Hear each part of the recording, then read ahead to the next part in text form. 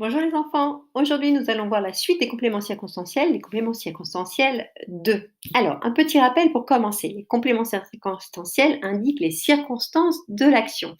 Donc, quelles sont ces circonstances ou qui nous amènent un complément circonstanciel de lieu, quand, et là nous avons un complément circonstanciel de temps, et comment pour avoir un complément circonstanciel de manière, mais ça vous l'avez bien compris. Alors, si on prend la phrase après le repas dans la cuisine, vous débarrassez la table. Bien, vous débarrasserez la table quand?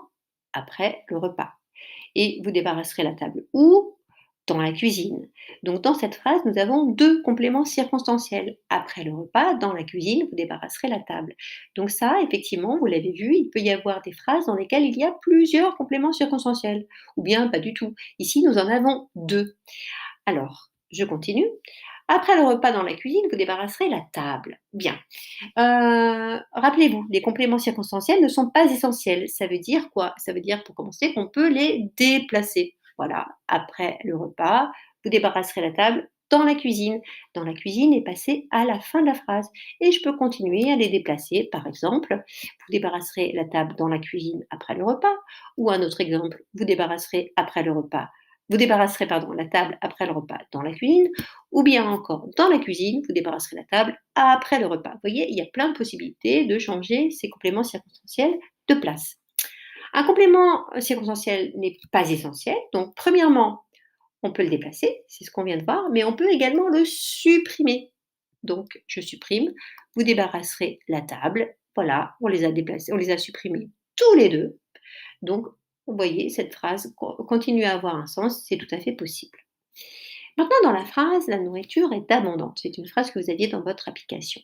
Si je pose la question, la nourriture est comment? Bah, évidemment, elle est abondante. Mais attention, elle est abondante n'est pas un complément circonstanciel de manière.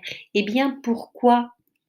Parce que, regardez, je vous ai mis un petit indice en rouge, le verbe. Hmm.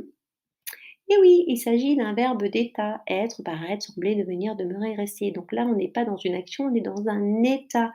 Et les verbes d'état appellent un attribut du sujet et non pas un complément circonstanciel de manière.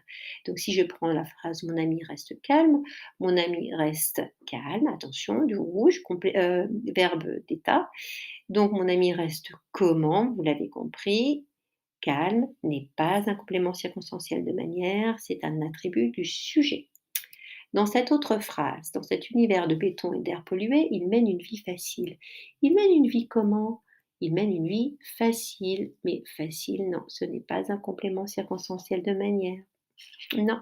Pourquoi? Eh bien parce que facile est un adjectif. Il complète le nom vie, ne complète pas le verbe. Et si on voulait trouver un complément qui complète le verbe, on dirait il mène une vie comment? Eh bien, on ne trouve pas de complément circonstanciel de manière dans cette phrase. En revanche, il mène une vie où? Il mène une vie dans cet univers de béton et d'air pollué. Attention à bien trouver tout le complément circonstanciel. Eh bien là, on a un complément circonstanciel de lieu et non pas de manière. Alors, récapitulons ce que nous avons vu aujourd'hui. Attention à bien vous rappeler qu'un verbe d'état n'appelle pas de complément circonstanciel de manière avec la question comment, mais un attribut du sujet, et que pour les compléments circonstanciels, ils complètent le verbe, donc ça ne peut pas être un adjectif parce qu'un adjectif complète un nom.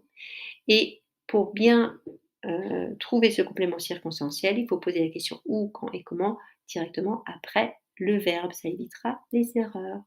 Voilà, c'est tout pour aujourd'hui. À bientôt.